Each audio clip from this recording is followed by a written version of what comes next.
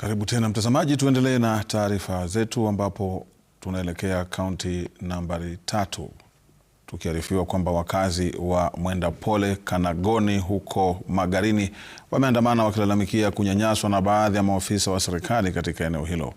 Wakiongea na wanahabari wanasema kuwa wamenyimwa haki, ikiwemo kisa cha hivi majuzi ambapo walizuiliwa kumzika mpendwa wao kwenye ardhi ambayo wamemiliki kwa miaka mingi. Hata hivyo, akizungumza kwa njia ya simu, naibu kamishna Michael Olutua amekanusha kuwa yeye ndiye aliyezuia mazishi, akisema ni polisi walifanya kazi kwa amri za awali za kuondoa familia hizo kutoka mashamba yanayomilikiwa na kampuni za kuchimba chumvi.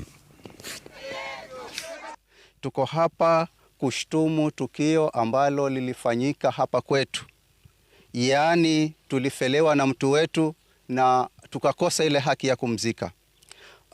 Kwanza kuna mzee wa kijiji, assistant chief na hata dio walifanya mambo ambayo hawakufuata sheria.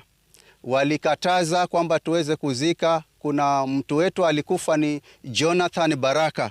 Basi tumechoka na tumechoka, tunataka haki yetu, sisi tunataka haki yetu. Kwa sababu gani sisi tukupigia kura, sisi tutaseke hapa ulimwenguni? Ama watu kupigia kura alafu watu wako watusumbue sisi?